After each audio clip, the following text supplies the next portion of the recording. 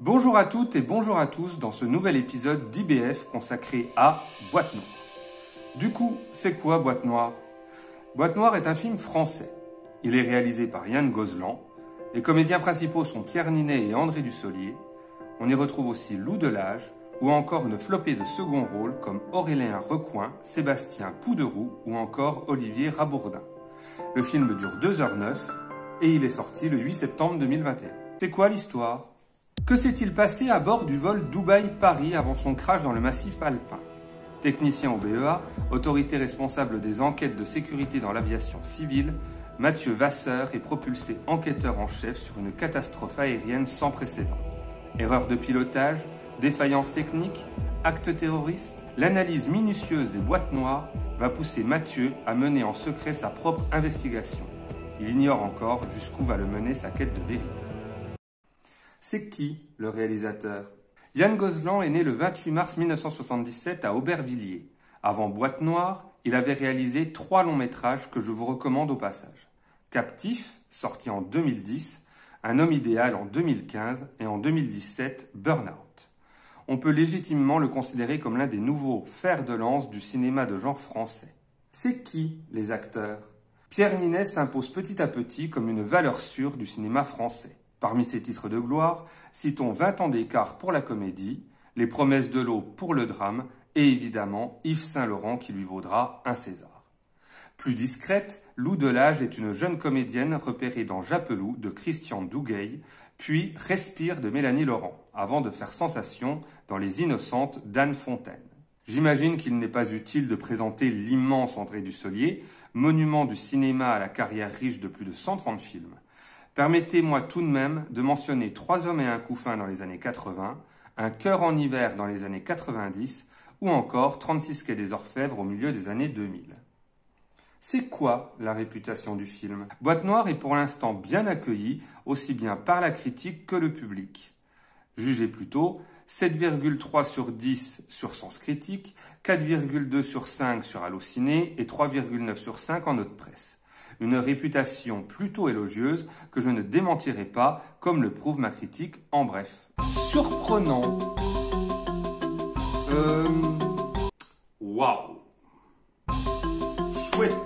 Perso, je valide. Voilà, c'était ma critique en bref. Pour plus de détails, rendez-vous après le générique.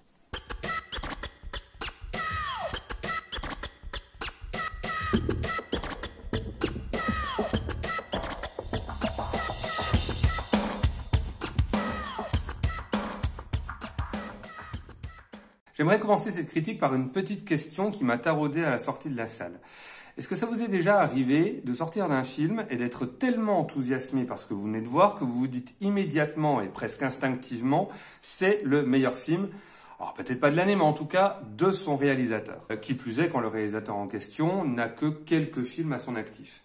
Je me suis posé cette question parce que franchement je considère que Boîte Noire est le meilleur film de Yann Gozlan.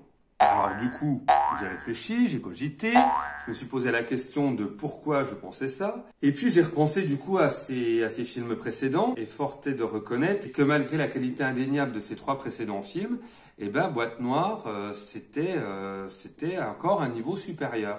Et je pense que c'est un niveau supérieur parce que j'ai l'impression qu'il a repris toutes les qualités de ces films précédents en essayant d'occulter un maximum les défauts. Je m'explique.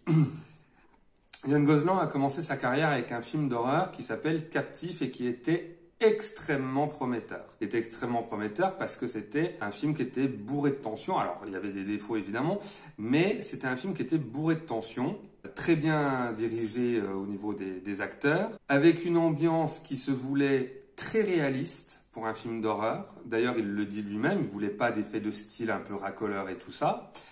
Et du coup, ça fonctionnait grandement.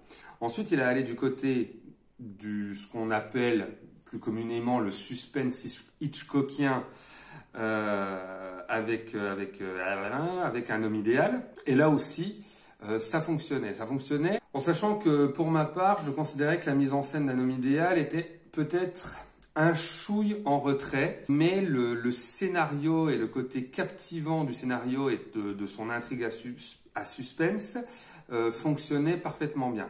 Et puis après, il est allé du côté de l'actionneur, avec de l'actionneur même de série B, j'ai envie de dire, avec Burnout. Et là, bon, là c'était l'inverse pour moi d'un homme idéal, c'est-à-dire que le scénario, en gros, on s'en fout. Et par contre, la mise en scène était assez galvanisante, très percutante, très dynamique, etc., etc.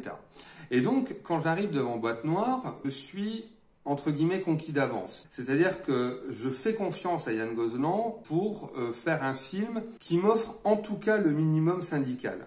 Et j'ai même plus que le minimum syndical, c'est-à-dire que je me retrouve devant un film qui est extrêmement bien mis en scène, d'une maîtrise absolument imparable, avec une direction d'acteur géniale, un scénario au cordeau.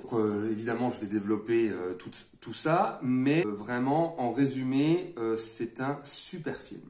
Donc, pour reprendre un petit peu les éléments que j'ai cités, on va déjà reprendre le scénario. En fait, moi, ce qui me plaît dans le scénar, c'est déjà l'histoire de base. Le film s'appelle Boîte Noire. Sauf que, personnellement, je ne sais pas ce que c'est qu'une boîte noire. Je sais ce que c'est qu'une boîte noire, évidemment. Quand je dis je ne sais pas ce que c'est qu'une boîte noire, c'est que je ne sais pas ce qu'il y a à l'intérieur. Je ne sais pas comment on la retrouve. Je ne sais pas comment on l'analyse. Et donc, du coup, tout cet envers du décor, c'était quelque chose qui m'intriguait. Et Yann Gozlan arrive à être hyper captivant avec ça. C'est-à-dire qu'en gros, il a fait un travail de recherche extrêmement minutieux. D'ailleurs, il le dit en interview. Tout ce qui est montré dans le film est la vérité. Et notamment la scène de l'analyse de la boîte noire qui est condensée en 5 minutes parce qu'il explique que des fois ça peut prendre 2 heures. Donc évidemment, on ne peut pas faire ça. Mais toutes les étapes en fait de l'analyse de la boîte noire, c'est ça. Et du coup, à partir de là, à partir de ces idées qu'il a allé piocher sur le terrain, il a construit un récit qui est évidemment un thriller paranoïaque, dans la grande lignée des thrillers paranoïaques des années 70. Alors, si je peux émettre un petit bémol, et c'est pas un bémol contre le film en lui-même, c'est que ses références sont écrasantes. Ces références, c'est évidemment les thrillers paranoïaques des années 70, avec Conversation secrète de Coppola en tête, mais aussi les films d'Alan J. Pakula. Pakula, je ne sais pas comment ça se prononce. Et en fait, Boîte Noire, j'ai envie de dire, et c'est pas péjoratif ce que je vais dire, mais c'est là où les films précités sont des très grands films qui, au-delà de leur intrigue, sont une critique de l'Amérique, sont des films qui sont très réflexifs, etc., etc. Boîte Noire se pose un peu plus comme un divertissement grand public. Je vais revenir sur cette notion de divertissement et vous allez voir que ce n'est absolument pas péjoratif et encore moins devant un film comme Boîte Noire. Mais du coup, c'est vrai qu'il y a cette espèce de toute petite frustration de se dire ça aurait peut-être pu aller un peu plus loin. Ce petit bémol mis de côté, Boîte Noire, donc j'en reviens au scénario, développe un scénario et surtout des personnages qui sont assez surprenants pour 2 raisons. Le premier, c'est son intrigue qui est plein de rebondissements très bien gérés, très bien menés et qui amène à une conclusion. Alors là encore, je vais mettre un tout petit bémol. C'est anecdotique, parce que ça ne change rien pour moi, en tout cas, à l'appréciation que j'ai du film. Mais la fin, la conclusion est un petit peu facile. Quand je dis facile, c'est qu'il y a 2 conclusions, en fait. Il y a la conclusion de l'enquête qui, elle, est assez inattendue, et même, oui, même très inattendue. Et puis, il y a suite à cette découverte, on va dire, une deuxième résolution, et c'est cette deuxième résolution qui est un petit peu bâclée, aussi bien dans la forme que dans le fond. Ceci étant dit, tout le reste est, comme je l'ai dit, hyper captivant. Et puis, toujours par rapport au scénario, ce deuxième élément que j'aimerais mentionner, c'est la construction des personnages. Et principalement, et ça va me permettre de faire le lien avec les acteurs, le personnage de Lou Delage, qui, au départ, est presque perçu comme un personnage de faire-valoir du héros, qui, au fur et à mesure de l'évolution du film, devient un vrai grand personnage secondaire. Et là, je ne spoilerai pas évidemment, mais avant avant qu'on s'aperçoive, en fait, si vous préférez, que le personnage de Loup de Lage, c'est le cœur émotionnel du film. Et là encore, j'y reviendrai un petit peu plus tard. Ensuite, on a la mise en scène. J'ai bugué. Ensuite, on a la mise en scène. Et c'est là où je vois vraiment l'évolution de Yann Gozlan. J'ai revu Captif, là, juste avant d'enregistrer cette vidéo, parce que je voulais me remettre un petit peu dans le bain de son premier film. Captif était super, vraiment, c'est un film que je vous recommande. Mais on sentait que malgré le fait qu'il ne voulait pas faire d'effet de style, comme je l'ai indiqué tout à l'heure, bon, c'est un premier film, donc avec une mise en scène, qui est pas maîtrisée, mais qui est un peu balbutiante. Et là, dans Boîte Noire, il arrive à un niveau de maîtrise visuelle par rapport à la composition de ses cadres, par rapport à la rythmique, par rapport à aussi ses références. Le film débute sur un plan séquence qui est ouvertement de Palmien, et on a tout un tas de scènes. Alors c'est très compliqué parce que je vais plus en parler dans la partie spoiler quand je parlerai de la scène que je retiens du film. Mais disons que la mise en scène arrive à ce mélange et à cette adéquation et à cet équilibre qui est très compliqué à avoir, qui est de faire ressentir la paranoïa du personnage, en même temps d'avoir un minimum de distance pour être un pur divertissement, comme je le disais, aux yeux du spectateur, avec des scènes d'action, entre guillemets, et puis à la fois une espèce d'intimisme qui, encore une fois, participe à l'émotion que véhicule le film. Et je trouve qu'à ce niveau-là, Yann Gozlan a atteint réellement un palier. Et puis évidemment, je fais le lien avec les acteurs. Alors, je vais finir par Loup de Lage à la fin parce que ça va me permettre de refaire un lien après. On va commencer par Pierre Ninet. Pierre Ninet qui, comme je le disais dans l'intro, s'impose de plus en plus comme un acteur. Alors de premier plan, il l'est déjà, mais en tout cas, un acteur sur qui il va falloir compter et qui est en train de devenir l'une des grandes stars de notre cinéma. Il le prouve encore une fois dans un rôle qui est pas facile, parce que c'est toujours compliqué de jouer des personnages qui sont dans une espèce de bulle, qui sont pris dans leur monde et dans leur paranoïa justement, mais plus encore que sa paranoïa, son obsession aussi. Parce que on peut très vite tomber dans une forme entre guillemets d'autisme et qui déshumaniserait le personnage. Or là, il joue sur cet équilibre qui est assez saisissant et du coup, on a un personnage qui plus est très bien écrit parce que la volonté du réalisateur, c'est aussi d'écrire un personnage à laquelle on s'attacherait et on s'y attache, et en même temps un personnage qui lui ne doute pas parce qu'il est sûr de son truc, mais par extension aux autres personnages que nous, en tant que spectateurs, on remet sa parole en doute.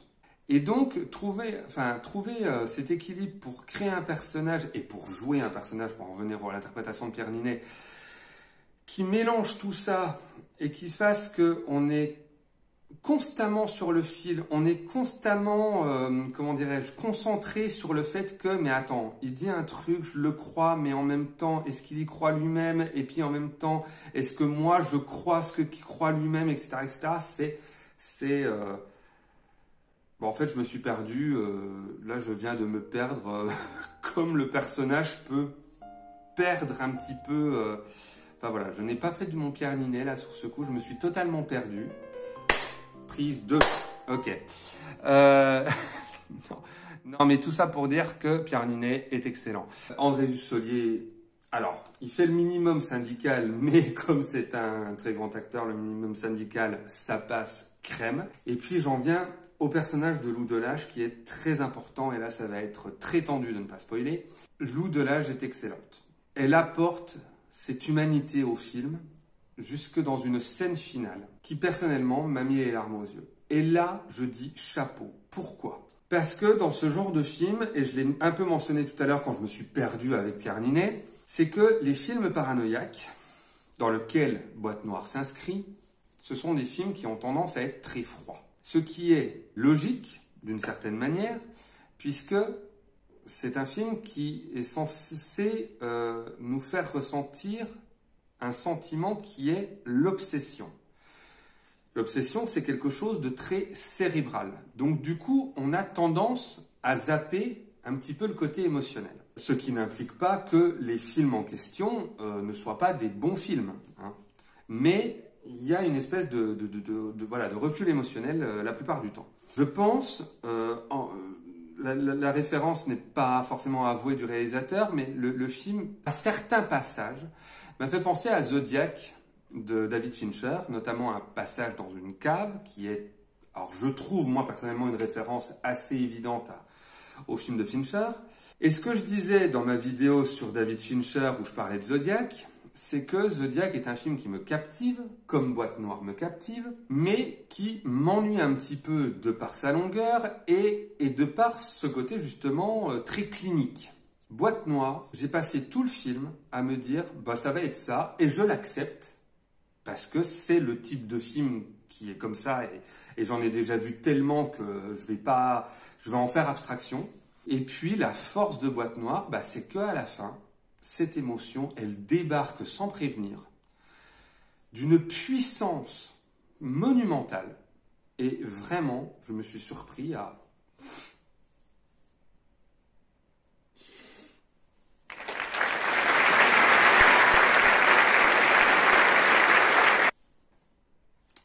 et ça, c'est un putain de plus pour le film.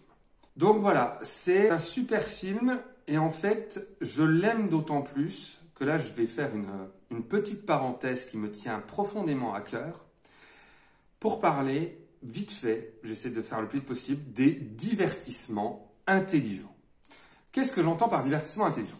Les gens ont tendance à penser, peut-être que c'est votre cas, qui me regardez, vous qui me regardez, de penser qu'il y a deux types de films.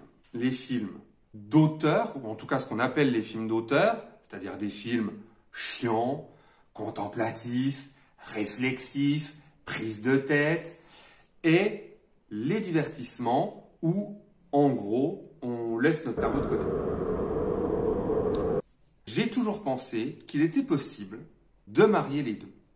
J'ai toujours pensé que même s'il y a un déséquilibre, évidemment, mais qu'un divertissement, un pur film, qu'on pourrait appeler un pur film du samedi soir ou du dimanche soir, enfin bref, peut ne pas être con. C'est tout bête à dire, hein, mais peut ne pas être con. Boîte Noire en est une nouvelle preuve. C'est-à-dire qu'on a un film divertissant, captivant, très bien foutu, dynamique, rythmé et tout ça. Et pourtant, pendant tout le long du film, par des petits éléments qui sont, en fait, quand on y réfléchit, des évidences. Mais, par exemple, pour citer un exemple, il ne vulgarise pas le langage utilisé par ces professionnels, par ces enquêteurs. Et donc, du coup, on passe tout le film à les voir faire des trucs, à les entendre parler de choses où on ne bite que dalle. Parce que c'est des termes, comme dans tous les métiers, qui sont des termes spécifiques et que si tu ne les connais pas, tu entends certains termes, tu fais hein, quoi, ça veut dire quoi? Et pourtant, Yann Gozlan a l'intelligence, sans vouloir faire de mauvais jeux de mots, de toujours faire en sorte que d'une manière ou d'une autre, on les comprenne et que même si on ne les comprend pas, bah c'est pas grave. C'est pas grave. Et de faire en sorte qu'on ne soit jamais largué. Et en fait, ce qui pourrait sembler pour certains ce petit détail, c'est ça qui apporte aussi cet aspect divertissement ludique et intelligent. Parce que mine de rien, derrière ce thriller paranoïaque, derrière alors film d'action, ça me dérange un peu d'employer ce terme-là parce que c'est pas vraiment un film d'action, mais en tout cas ce film ouais, extrêmement rythmé et tout ça, se cache effectivement une réflexion légère, petite, mais sur certains dangers de notre monde moderne. Et ça, c'est super. Et encore une fois, c'est la preuve que quand les gens disent oui, mais moi, je veux juste pas me prendre la tête et tout ça, et juste me poser et passer 2 heures d'adrénaline, etc., on peut le faire en ayant encore son cerveau ici, quoi. Et ça, je remercie Boîte Noire pour ça, parce qu'il y en a plein des films comme ça, contrairement à ce que certains pensent. Pas autant que moi j'aimerais, mais tout d'un coup, quand je me retrouve face à Boîte Noire, je fais oh, Alléluia. Donc voilà, je pense que j'ai fait le tour. Bref, c'est un super film, et on va passer tout de suite à la partie spoiler. Donc je le répète, nous allons rentrer dans une partie spoiler, ok, avec la scène. Donc maintenant qu'on est entre gens qui ont vu le film ou des personnes qui n'en ont rien à foutre d'être spoilées, j'aurais pu choisir plein de scènes et j'ai longtemps hésité à choisir justement la scène de fin qui m'a fait chialer. Mais en y réfléchissant, je me suis dit que le passage, c'est pas tant une scène en elle-même, mais qu'un passage. C'est le passage où Pierre Ninet veut prouver une théorie sur cette enquête, où il est un petit peu seul contre tous, il a déjà tout perdu, il s'est mis tout le monde à dos et il tente le tout pour prouver que sa théorie est vraie. Et donc il doit faire une manipulation avec un objet MDH, une boîte MDH pour aider les pilotes de navigation, où il veut prouver qu'il y a une défaillance dans la boîte. Et donc il est avec André Dussolier qui est à côté, il est avec un autre personnage qui est l'un de ses collègues, bref, et il tente. Et là, pour moi, c'est la scène qui montre le plus, alors pas tant pour le coup la paranoïa, mais l'obsession. Et je trouve que l'obsession, c'est toujours quelque chose qui est très difficile à décrire au cinéma, et je trouve que cette scène-là le décrit parfaitement bien. Et le décrit parfaitement bien par la mise en scène, puisque qu'est-ce qui se passe à ce moment-là? Ça se passe en deux temps. Le premier temps, ils sont dans une pièce tous les trois, et le collègue de Pierre Ninet, c'est lui qui fait les manipulations. Pierre Ninet qui est derrière et qui lui dit non, mais vas-y, recommence parce que ça ne marche pas, et que ce que Pierre Ninet essaie de prouver n'arrive pas à être prouvé à l'instant T. Et donc Pierre Ninet est là, non, mais vas-y, recommence. Et il y a dans le montage, dans la manière de gérer le montage qui est très rapide, avec des plans qui se rapprochent de plus en plus de Pierre Ninet, qui tournent en rond et tout ça. Et c'est des trucs tout bêtes, mais on commence à ressentir l'énervement, le stress, l'inquiétude du personnage. Et au bout d'un moment, on lui dit non mais stop, c'est bon, t'as tort, c'est fini, on arrête. Et là, il sort de la salle, il va dans une autre salle, il est tout seul. Et là, il refait lui-même les manips. Et il refait, et il refait, et il refait, et il refait. Et ça dure, et ça dure, et ça dure. Et la caméra, elle tourne, comme ça, autour de lui. Du bureau et tout ça. Et en fait, ce plan avec la caméra qui tourne, ça traduit ce qui se passe dans le cerveau du personnage et de cette perte de contrôle. La caméra, elle tourne. Et en fait, si vous remarquez bien, il y a très peu de musique au début du film. Et moi, j'ai perçu la musique que à cette scène-là. Je ne sais pas s'il y a de la musique avant, mais je sais, parce que ça a été aussi approuvé, ça a été dit par le réalisateur, qu'il y a très peu de musique pendant une grande partie du film. Et moi, la première fois où j'ai réellement entendu cette musique, la musique du film, c'est lors de cette scène. Et ce tourbillon, et cette perte, et cette presque folie du personnage. Moi, j'étais dans la salle, et à la fois, j'avais mal pour lui, et à la fois, j'étais aussi perdu que lui, et à la fois... c'est une scène viscérale, c'est une scène qui m'a pris aux tripes, quoi. Et c'est le pouvoir de la mise en scène. C'est Yann Gozlan qui dit, moi, je vais traduire ça par une mise en scène qui est en adéquation avec ce que je raconte et avec les émotions que je veux faire passer. Et tout ça concorde à faire un truc qui est juste génialissime. Donc ça, c'était la scène que je retiendrai du film. Voilà, c'est tout pour aujourd'hui. Pour Boîte Noire, je vous conseille fortement d'aller voir le film. Le film est pour l'instant un joli petit succès. Donc allez-y, continuez à aller le voir. Donc du coup, à la question... Est-ce qu'il est bien le film? Ciao, à la prochaine, prenez soin de vous, bye bye.